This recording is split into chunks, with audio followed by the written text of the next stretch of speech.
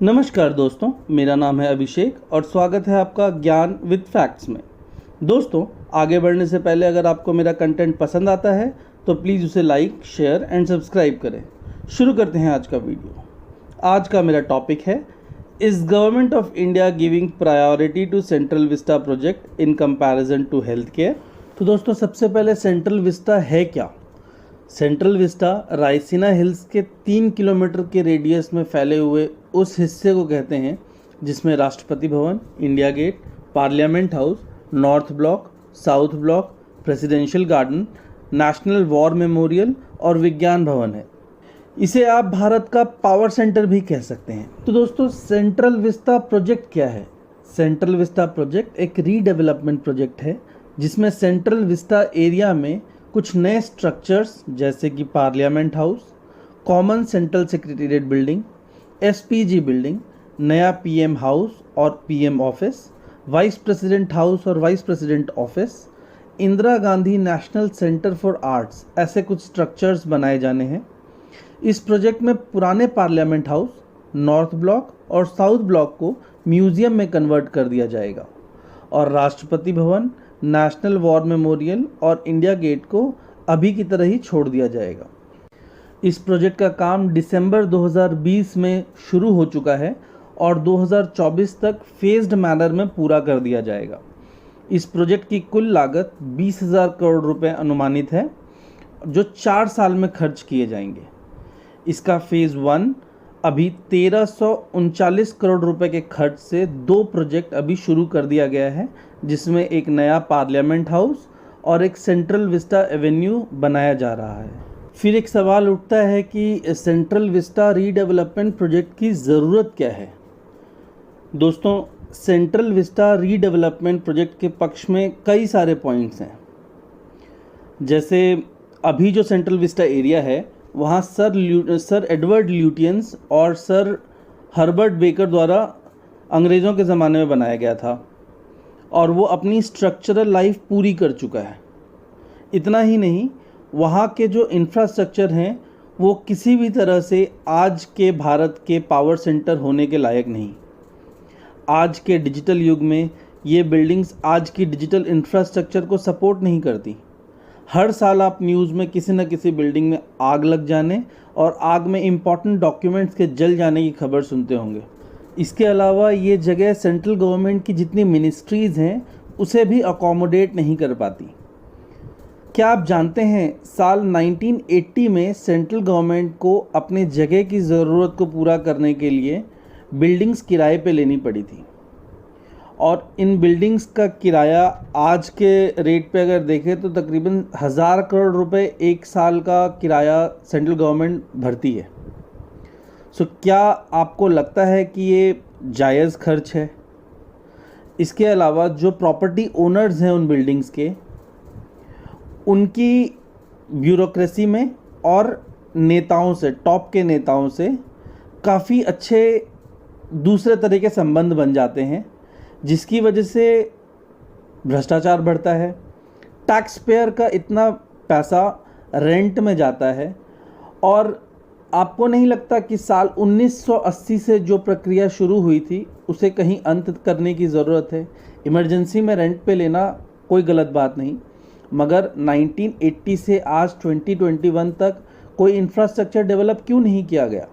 उस एरिया में इतना जगह है, उसका यूटिलाइजेशन करके नया इंफ्रास्ट्रक्चर तो कभी भी डेवलप किया जा सकता था, बट वो नहीं किया गया। और एक तरफ तो ये भी है कि ये बिल्डिंग्स एक दूसरे से बहुत दूर है। सो जो एक्चुअल सेंट्रल विस्टा एरिया है वहाँ से जो बाकी किराए पे ली गई बिल्डिंग्स हैं वो बहुत दूर दूर पे हैं, जिसकी वजह से फाइल्स जो इंटर डिपार्टमेंटल ट्रैवल करती हैं उसमें बहुत वक्त लगता है और एंड ऑफ द डे उसका खामियाजा जो गवर्नमेंट के काम होते हैं उस पर पड़ता है। डिसीजन मेकिंग प्रोसेस स्लो होता है। दूसरी चीज़, 2026 में डीलिमिटेशन का एक्सरसाइज होना है, जिसके बाद लोकसभा में एमपीज़ की संख्या अभी के 545 से बढ़कर 888 हो जाएंगी और राज्यसभा के एमपीज़ की संख्या 245 से बढ़कर 445 हो जाएंगी। अभी के पार्लियामेंट हाउस में इतनी सिटिंग कैपेसिटी नहीं है। चलिए अब जान लेते हैं कुछ इम्पॉर्टेंट नए स्ट्रक्चर्स जो इस सेंट्रल विस्टा प्रोजेक्ट में बन रहे हैं और उनकी कुछ खासियत। जो ये नया पार्लियामेंट बिल्डिंग बन रहा है वो पिछले वाले अभी के जो पार्लियामेंट बिल्डिंग है उससे बड़ा होगा और इसमें 4 फ्लोर्स होंगे और इसमें कोई भी सेंट्रल विस्टा प्रोजेक्ट का कोई भी स्ट्रक्चर इंडिया गेट से ऊंचा नहीं हो सकता, उसका विशेष ध्यान रखा गया है। फिर एक कॉमन सेंट्रल सेक्रेटेरिएट जो बन रहा है वो एक 10 बिल्डिंग्स का समूह होगा और हर बिल्डिंग में 7 फ्लोर होंगे। ये सभी building underground electric people movers और ओवरग्राउंड इलेक्ट्रिक बसेस से कनेक्टेड होंगी। अभी को सेंट्रल सेक्रेटेरिएट है अभी जो, उसमें सिर्फ 22 मिनिस्ट्रीज़ के ऑफिसेज हैं और 41,000 एम्प्लॉयज़ के बैठने की जगह है। नए सेक्रेटेरिएट में सभी 51 मिनिस्ट्रीज़ और उनके सभी एम्प्लॉयज़ के बैठने की जगह होगी और फ्यूचर में अगर नंबर ऑफ़ एम्प्लॉयज़ की संख्या बढ़ती है तो उनके बैठने के लिए भी पर्याप्त व्यवस्था की गई है। दूसरा है, फिर उसके अलावा एक तीसरा जो स्ट्रक्चर बन रहा है वो है सेंट्रल कॉन्फ्रेंस सेंटर। विज्ञान भवन जो है अभी उसे गिराकर उसकी जगह एक मॉडर्न कॉन्फ्रेंस सेंटर बनाया जाएगा जिसमें सभी तरह के डेलीगेशंस को एक साथ होस्ट किया जा सकता है। तो दोस्तों चलिए अब बात करते हैं जो सेंट्रल विस्टा प्रोजेक्ट जो है उसके पीछे जो पॉलिटिक्स चल रहा है उसके बारे में। वैसे तो दोस्तों अपोजिशन के दिमाग में क्या चल रहा है वो सिर्फ अपोजिशन ही बता सकती है, बट पिछले 7 साल से अपोजिशन को फॉलो करने के अनुभव से कुछ बातें जो समझ में आ रही है वो बता रहा हूँ। ये एक प्रिडिक्शन है, ये कोई डेटा नहीं है। ये जो देख रहे हैं न्यूज़ में, सोशल मीडिया पे, उसको देखकर जो समझ में आ रहा है उसके बेसिस पे अनुमान है। सेंट्रल विस्टा एक आइकॉनिक प्रोजेक्ट है जिसे कम से कम 100 सालों के लिए डिज़ाइन किया गया है और प्लान किया गया है। तो जाहिर है जो भी इसे बनवाएगा फ्यूचर में जब तक ये बिल्डिंग्स खड़ी रहेंगी तब तक लोग उन्हें भूलेंगे नहीं। तो बेस्ट तरीका ये है कि लोगों को या तो ये प्रोजेक्ट बनाने से रोक दो और या तो इस प्रोजेक्ट को बदनाम कर दो कि इसमें लोगों का खून मिला है। जिस समय प्रायोरिटी इस बीमारी से लड़ना है उस समय सरकार आपका पैसा इस पर बर्बाद कर रही है। वैसे ये मानसिकता बहुत ही छोटी और संकुचित है, पर अभी भी ये जो अपोजिशन पार्टीज़ हैं इनको देखकर ऐसा लगता है कि इन्हें सिर्फ और सिर्फ एक एजेंडा है इनके लिए कि मोदी को नीचे करना है, वो भविष्य नहीं देख। कांग्रेस गवर्नमेंट का पास्ट करप्शन से भरा हुआ है। तो इन प्रोजेक्ट्स को जब हम देखते हैं तो उसमें कुछ चीज़ें जो समझ में आती है दूसरे एंगल से, वो ये है कि 2012 में ये प्रोजेक्ट फर्स्ट टाइम प्रपोज किया गया था और उन्होंने सोचा था कि ये प्रोजेक्ट हम बनवाएंगे, मगर फिर 2014 में इलेक्शंस हुआ और वो हार गए, जिसकी वजह से उनका जो प्रोजेक्ट बनाने का सपना था वो अधूरा रह गया। मगर क्या सच में सरकार ने सेंट्रल विस्टा के सामने हेल्थ केयर पे ध्यान नहीं दिया है? आइए अब एक नज़र डालते हैं 2014 से अब तक के हेल्थ केयर सेक्टर पे दिए गए फैसलों पे और उस पर क्या काम किया है अभी की गवर्नमेंट ने उस पर। दोस्तों भारत एक ऐसा देश है जहां government spending public health care system पे काफ़ी कम है। राज्य और केंद्र सरकार दोनों का खर्च अगर मिला दें तो वो इंडिया के टोटल जीडीपी का सिर्फ 1.3% होता है, जबकि अगर हम इसे कंपेयर करें ओईसीडी कंट्रीज से तो उनके यहाँ एवरेज 7.6% है और अगर ब्रिक्स से कंपेयर करें तो उनके यहाँ 3.6% है। ओईसीडी कंट्री जैसा कि आप जानते हैं कि Australia, Austria, Belgium, Canada, United States, United Kingdom, Turkey, Switzerland, Sweden, Japan, Israel, Greece, Germany, France, ऐसे देश आते हैं और भी काफ़ी सारे हैं। 37 मेंबर्स हैं इस ओईसीडी ग्रुप के। उसके अलावा ब्रिक्स में आप जैसे जानते हैं कि Brazil, Russia, India, China, south Africa, ये सभी देश हैं। तो इसमें इंडिया को छोड़कर अगर हम देखें तो उनका भी 3.6% एवरेज आता है। वैसे साल 2021-22 का जो इस साल बजट आया था हमारा, इसमें केंद्र सरकार ने हेल्थ केयर के लिए 2.23 लाख करोड़ का आवंटन किया है, जो इंडियन हिस्ट्री में सबसे ज़्यादा है। मगर अभी भी अगर हम देखें तो ये काफ़ी कम ही लगता है इंडिया के पॉपुलेशन और इंडिया की नीड्स के हिसाब से। मगर फिर भी दोस्तों जिस हिसाब से पहले था धीरे धीरे बढ़ रहा है, ये ट्रेंड अच्छा है। इसके अलावा अगर मैं बात करूं 2015 में, जब ये सरकार 2014 में आई थी, तो 2015 में जो पर पर्सन भारत के टोटल आबादी का टोटल बजट को टोटल आबादी से डिवाइड कर दे तो ये आंकड़ा निकल कर आता है। तो सरकार ने 1008 रुपये पर पर्सन खर्च किया था हमारे हेल्थ केयर सिस्टम पे, जो आज 2020 में, मतलब अभी 2021 चल रहा है, पिछले साल का आंकड़ा जो आया है अभी बजट के समय, उसके हिसाब से ये आंकड़ा बढ़कर 1944 हो गया है, ऑलमोस्ट दुगुना। इसका मतलब ये केंद्र सरकार जब से आई है, ये गवर्नमेंट 2014 से, इसने हेल्थ केयर पे ध्यान दिया है और खर्च लगातार बढ़ाया है। अगर हम ईयर ऑन ईयर देखें तो तकरीबन 15% कंपाउंडेड ग्रोथ आया है। वैसे दोस्तों हेल्थ केयर जो है वो हमारे संविधान के मुताबिक स्टेट लिस्ट में है। मतलब इसका ये है कि हेल्थ केयर हमारे यहाँ के स्टेट गवर्नमेंट्स की जिम्मेदारी है, मगर फिर भी सेंट्रल गवर्नमेंट कई सारे हमारे यहाँ जो गरीब राज्य हैं उनकी सहायता के लिए अपनी तरफ से भी हेल्थ में कंट्रीब्यूट करती है, हेल्थ केयर फैसिलिटीज़ उपलब्ध कराती है। अब इसमें केंद्र सरकार ने क्या किया है, इसमें प्लान किया है 3 टियर सिस्टम डेवलप करने का, जिसमें प्राइमरी, सेकेंडरी और टर्शरी लेवल पे हेल्थ केयर को डिवाइड कर दिया जाएगा। अगर इसमें हम प्राइमरी में बात करें तो तकरीबन 17,000 रूरल और 11,000 urban health and wellness centres खोलने का प्लान किया गया है 11 राज्यों में केंद्र सरकार के द्वारा, और ये प्लान अगले 6 साल के अंदर अंदर एग्जीक्यूट किया जाएगा। इस साल के बजट में ही आया था, तो इस साल से शुरू करके आने वाले 6 साल के अंदर अंदर टोटल इतने सेंटर्स डेवलप करने हैं। उसके अलावा integrated public health and laboratories भी सेटअप करना है इन स्टेट्स के हर डिस्ट्रिक्ट में। और एक और प्लान इसमें है तकरीबन 3,382 block public health units setup करना है इन्हीं 11 राज्यों में। ये एक मेजर पुश की तरह देखा जा रहा है स्पेशलाइज्ड एंड क्रिटिकल इलनेस के लिए, जो इन 11 राज्यों में जो इंफ्रास्ट्रक्चर की कमी है उसे पुश करने के लिए ये कदम उठाए गए हैं। इसके अलावा बायोसेफ्टी लेबोरेटरीज और मोबाइल हॉस्पिटल्स भी प्रपोज्ड हैं, जिसमें कि बायोसेफ्टी लेबोरेटरीज और मोबाइल हॉस्पिटल्स छोटे गांवों में, कस्बों में हमेशा घूमते रहेंगे। ये तो हो गई जो अभी प्लान्ड है। मार्च 2020 के रिपोर्ट के हिसाब से इंडिया में कुल मिलाकर 22 फंक्शनल एम्स हैं अभी।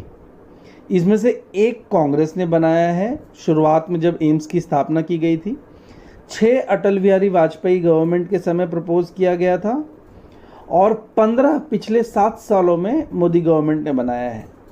अगले 157 मेडिकल कॉलेज की अभी बिल्डिंग्स कंस्ट्रक्शन में हैं, एक बार वो हो जाएगा तो 157 मेडिकल कॉलेजेस प्रपोज्ड हैं। उसके अलावा इस सरकार ने PLI स्कीम लॉन्च किया, जिससे कि हम फार्मा इंडस्ट्री में आत्मनिर्भर हो सके। जो अभी रॉ मटेरियल्स वगैरह बाहर से आते हैं, आप जानते हैं चाइना से आता है, US से आते हैं, तो उन सब का इंपोर्ट पूरी तरह बंद करके ये हमारे यहाँ कर सके। वैसे दोस्तों इसके ऊपर बताना चाहूँगा कि पहले ये सारे रॉ मटेरियल्स इंडिया में ही बनते थे, इंडिया में ही इसके प्लांट्स और फैक्ट्रीज थे, मगर 2004 में जब कांग्रेस की गवर्नमेंट आई तो उसके बाद उन्होंने इसके ऊपर रेगुलेशंस थोड़े टाइट किए और क्लियरेंसेस थोड़े टफ कर दिए रिलीज़ करना, जिसकी वजह से ये जो फैक्ट्रीज थी ये सब चाइना शिफ्ट कर गई, और चाइना के अंदर वहाँ पे उनको बहुत फ्लेक्सिबिलिटी प्रोवाइड करेगी, जिसकी वजह से आज के दिन उन्होंने API एक्टिव फार्मास्यूटिकल इंग्रेडिएंट जो रॉ मटेरियल होता है किसी भी दवाई के लिए, उसके मार्केट पे पूरा कब्जा कर लिया। आपको जानकर ताज्जुब होगा कि तकरीबन 80% APIs आज भी चाइना से इंपोर्ट की जाती है। इसको दूर करने के लिए और पूरी तरह आत्मनिर्भर बनने के लिए PLI स्कीम निकाला गया है, मगर इसका इफेक्ट आने में 2-3 साल लगेंगे। इसके अलावा जब आप देखोगे तो पोलियो इस देश में सबसे पहला जो एक मेजर आप बीमारी बोलो वो महामारी थी पोलियो की। इंडिया को 66 साल लगे पोलियो मुक्त होने में, मगर वहीं अगर हम कोविड की बात करें तो 1 साल के अंदर अंदर हमने इसका वैक्सीन बना लिया, खुद से बना लिया। बाकी देश भी बना रहे थे बट हम भी बना रहे थे, तो हमारे पास अपना खुद का बना हुआ भारत बायोटेक का वैक्सीन है जिसमें फॉर्मूला भी हमारा है, दवाई भी हमारा है। वैसे दोस्तों ट्यूबरकुलोसिस भी एक बहुत बड़ी बीमारी है हमारे इंडिया के अंदर। अगर वर्ल्ड हेल्थ ऑर्गेनाइजेशन का डेटा देखा जाए तो तकरीबन 26% टीबी के केसेस पूरे दुनिया में जितने होते हैं उसका 26% सिर्फ इंडिया में होता है। यही 2012 में तकरीबन 34% पूरी दुनिया में जितने टीबी के केसेस होते थे वो इंडिया में होते थे। इससे हर साल मरने वालों की संख्या 2012 में इंडिया के अंदर 3.5 लाख थी, और अगर वही 2019 में देखें तो तकरीबन 2.2 लाख है। अब ये एक मेजर हेल्थ क्राइसिस है। ये इसके लिए हमारे प्राइम मिनिस्टर ने और हमारी गवर्नमेंट ने एम रखा है कि 2025 तक इंडिया को टीबी मुक्त करना है। हालांकि अब कोविड आ गया, अब कहना मुश्किल है कि 2025 तक वो अचीव होता है कि नहीं, वो देखने की चीज़ रहेगी। लेकिन ये एक बहुत बड़ी बीमारी है, और जैसा अभी हम देख रहे हैं अलग अलग तर्क सुन रहे हैं कि जिस तरह पॉलिटिकल पार्टीज़ और उनके सपोर्टर्स बोलते हैं कि हमें जो सेंट्रल विस्टा प्रोजेक्ट है उसका सारा फंड उठाकर हेल्थ केयर में डाल देना चाहिए। मुझे ये तर्क समझ में नहीं आता, क्योंकि जब हम देखते हैं तो एक बजट होता है हर चीज़ के लिए। अगर आपके पास कोविड से लड़ने के लिए बजट की कमी हो रही है, पैसों की कमी हो रही है, तब तो हम समझ सकते हैं कि सेंट्रल विस्टा उस केस में बंद कर। सेंट्रल विस्टा ही क्यों, उसके अलावा और भी प्रोजेक्ट्स हैं, रोड प्रोजेक्ट्स हैं और बाकी जो प्रोजेक्ट्स हैं मुफ्त की, जैसे इलेक्ट्रिसिटी और ये सब बहुत सारे राज्य बांट रहे होते हैं, मुफ्त का पानी दे रहे होते हैं, जो मुफ्तखोरी की आदत लगा रहे होते हैं, सबको बंद कर दो और सारे के सारे पैसे को उठाकर कोविड में डाल दो। मैं उस चीज़ से 100% अग्री करता हूँ। मगर जैसे कि मैंने बताया 2.23 लाख करोड़ रुपीस जो हमारे देश का हेल्थ बजट है वो अभी ख़त्म नहीं हुआ है, उसमें भी पैसे हैं। तो सेंट्रल विस्टा बंद करके सेंट्रल विस्टा का पैसा उसमें डालो, ये तर्क मुझे समझ में नहीं आता। अगर ऐसी बात है तब तो बहुत सारे ऐसे प्रोग्राम्स जो कि 2012 में चल रहे थे हमें टीबी के नाम पे बंद कर देने चाहिए थे, कि टीबी के केसेस बहुत थे उस वक्त। अब एक बीमारी जो कि साल 1.5 साल में ख़त्म हो जानी, 1 साल के अंदर अंदर अभी इंडिया में जितनी मौतें हुई हैं तकरीबन 3 लाख मौतें 1.5-2 साल के अंदर अंदर हुई हैं, और यहाँ पे 3.5 लाख मौतें हर साल होती थी। तो क्या हमने वो बंद करके सारे पैसे फंड्स ट्रांसफ़र करके टीबी से लड़ने के लिए लगा दिया था? तो ये एक सिर्फ बहस करने की चीज़ है, इसके ऊपर कुछ है नहीं। तो दोस्तों मैंने आपके सामने अपने सारे रिसर्च के बाद ये जो डेटा मैंने आपको प्रेजेंट किया है ये सारे वर्ल्ड हेल्थ ऑर्गेनाइजेशन के टीबी पैनल का डेटा है जो ट्यूबरकुलोसिस के लिए किया है।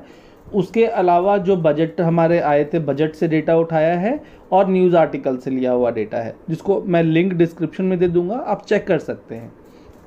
तो अगर आपको मेरा रिसर्च के बाद प्रेजेंट किया हुआ फैक्ट्स और मेरा लॉजिक अगर आपको पसंद आया हो तो प्लीज़ मेरे इस वीडियो को लाइक करें, शेयर करें और सब्सक्राइब करें। और जितना हो सके अगर कोई आपको बोले तो आप भी उनके सामने लॉजिक प्रेजेंट करें। लॉजिक के बिना बात करना सिर्फ रैंटिंग कहलाता है और कुछ भी नहीं। धन्यवाद दोस्तों।